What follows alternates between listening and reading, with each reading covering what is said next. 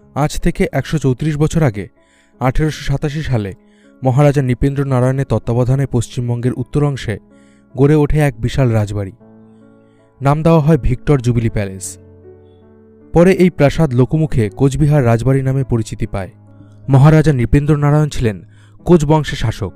এই কোচ বংশ কোচবিহারে প্রায় ৫০০ বছর শাসন করেছিল। আর আপনি জানলে অবাক হবেন, গোটা ভারতবর্ষ যখন ব্রিটিশদের অধীনে ছিল তখন এই কোচবিহার রাজ্যটি সে সময় একটি স্বাধীন রাজ্য ছিল। তাহলে সেখান থেকে কিভাবে এই কোচ রাজ্য বর্তমান ভারতের একটি অভিন্ন অংশ হয়ে উঠল? নমস্কার বন্ধুরা, আমি মিঠুন, তোমাদের প্রিয় চ্যানেল রোমাঞ্চপিডিয়ার কন্টেন্ট ক্রিয়েটার। আর এখন আমি দাঁড়িয়ে আছি কোচবিহারের সেই বিখ্যাত রাজবাড়ির সামনে। আজকে ভিডিওতে এই কোচ রাজাদের অজানা ইতিহাস জানাবো এবং এর সাথে কোচবিহার রাজবাড়িটিকে ঘুরে দেখাবো। কিন্তু তার আগে আপনি যদি এই চ্যানেলে নতুন হন তাহলে অবশ্যই সাবস্ক্রাইব করে দিন আর পাশে থাকা বেল আইকনটিকে প্রেস করে দিন নতুন ভিডিওর আপডেট সবার আগে পেতে। কোচবিহার রাজবাড়িটি ১৮৮৭ সালে নির্মাণ হয়। সে সময় কোচবিহারের মহারাজা ছিলেন নৃপেন্দ্র নারায়ণ। এই রাজবাড়িটির নকশা ভারতের অন্যান্য রাজবাড়ির থেকে আলাদা। মহারাজা নৃপেন্দ্র নারায়ণ ছিলেন পাশ্চাত্য শিল্পের অনুরাগী। এছাড়া ব্রিটিশদের সাথে তার সুসম্পর্ক থাকায় তিনি এই প্রাসাদটি নির্মাণ ইংল্যান্ডের বাকিংহাম প্যালেসের আদলে করিয়েছিলেন। দোতলা এই রাজবাড়িটি প্রায় ৫১,০০০ বর্গফুট এলাকা জুড়ে বিস্তৃত। বাড়িটির উচ্চতা প্রায় ৩৯৫ ফুট এবং দৈর্ঘ্যে প্রায় ২৯৬ ফুট। এই রাজবাড়িটিতে যদি আপনি ঘুরতে যেতে চান তাহলে নিউ কোচবিহার রেল স্টেশন থেকে টোটো করে বা শিলিগুড়ি বাসস্ট্যান্ড থেকে বাস ধরতে হবে। কোচবিহার বাসস্ট্যান্ড থেকে মাত্র ২ মিনিট পায়ে হাঁটলেই আপনার নজরে পড়বে কোচবিহার রাজবাড়ির বিশালাকার সিংহদুয়ার। সিংহদুয়ারের উপরে রয়েছে কোচ রাজাদের রাজ প্রতীক।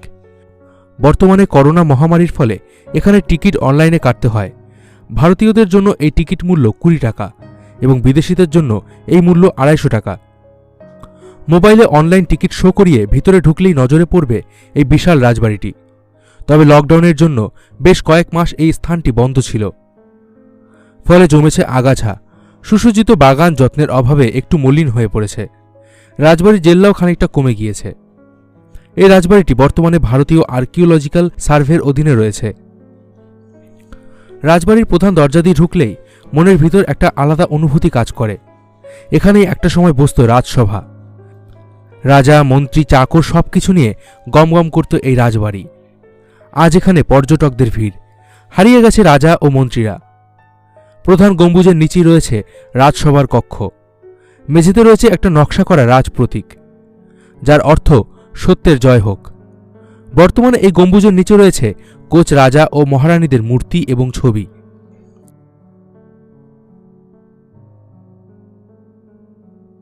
কোচ রাজারা শিকারে যেতে প্রচণ্ড ভালোবাসতেন। শিকারের বহু ছবি এখানে দেখতে পাওয়া যায়।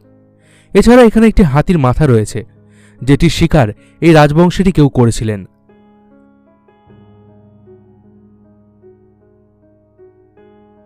দোতলায় রয়েছে বিলিয়ার্ড খেলার বোর্ড, রাজাদের ব্যবহৃত আসবাবপত্র। এখানে রয়েছে রাজার শাহী শিলমোহর, বিভিন্ন সোনা ও রূপার পত্র। হাতিয়ারের কক্ষে রয়েছে সে সময় ব্যবহার করা তীর, বর্শা, তলোয়ার, যুদ্ধের দামামা, ঢাল। এছাড়াও রয়েছে মহারাজদের তলোয়ার। রয়েছে আগ্নেয়াস্ত্র, যেগুলোর বেশিরভাগ আমেরিকা ও লন্ডনের বন্দুক কোম্পানিতে তৈরি। এই বন্দুক বা রাইফেলগুলো শিকারেও ব্যবহার করা হতো।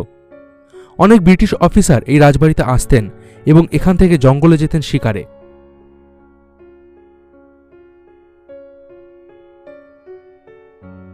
এছাড়া কিছু পুরনো দেবদেবীর মূর্তি রয়েছে। রয়েছে কোচবিহারের বিভিন্ন ঐতিহ্য, এখানকার জনবসতির ছোঁয়া।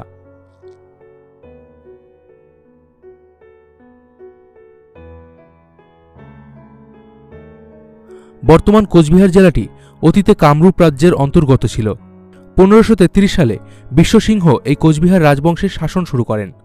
এরপর তার মৃত্যুর পর তার ছেলে নরনারায়ণ এই কোচবিহার রাজ্যকে বহুদূর পর্যন্ত বিস্তার করেন।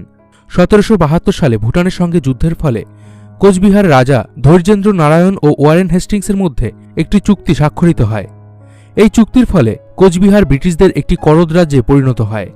তখন শর্তমতো কোচবিহারের অর্ধেক রাজস্ব ব্রিটিশদের দিতে হতো।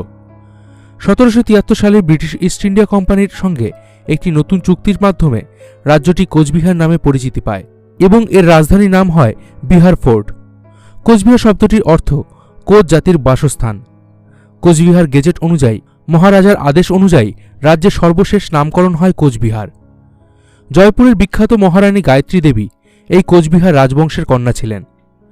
1947 সালে 15 আগস্ট ভারতবর্ষ স্বাধীন হয়, কিন্তু সে সময় কোচবিহার ভারত বা পাকিস্তান কোনো দেশের সাথে যুক্ত না হওয়ার সিদ্ধান্ত নিয়েছিল। শেষে 1949 সালের 28 আগস্ট মহারাজ জগদ্দীপেন্দ্র নারায়ণ ভারতের সাথে ইনস্ট্রুমেন্ট অফ অ্যাক্সেশন স্বাক্ষর করেন, ফলে ওই বছর 12 সেপ্টেম্বর থেকে কোচবিহার ভারতের কমিশনার শাসিত প্রদেশে পরিণত হয়। 1950 সালের 1 জানুয়ারি ভারত সরকার ব্রিটিশ আমলের 1935 সালের ভারত শাসন আইনের 290 ক ধারায় প্রাদেশিক আইনের বলে কোচবিহার রাজ্যটিকে পশ্চিমবঙ্গ রাজ্যের একটি জেলায় পরিণত করে। বন্ধুরা, হিমালয়ের পাদদেশে কোচবিহার একটি অত্যন্ত সুন্দর পরিবেশ। এখানে শীত গ্রীষ্ম যে কোনো সময় ঘুরতে আসা যায়।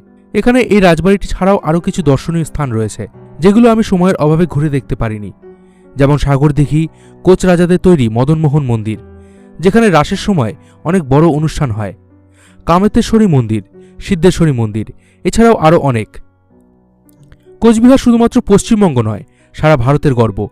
আপনিও কি এই কোচবিহার রাজবাড়িতে ঘুরতে যেতে চান? আমাকে কমেন্ট বক্সে অবশ্যই জানান। ভিডিওটি ভালো লাগলে অবশ্যই লাইক করুন আর বন্ধুদের সঙ্গে শেয়ার করুন।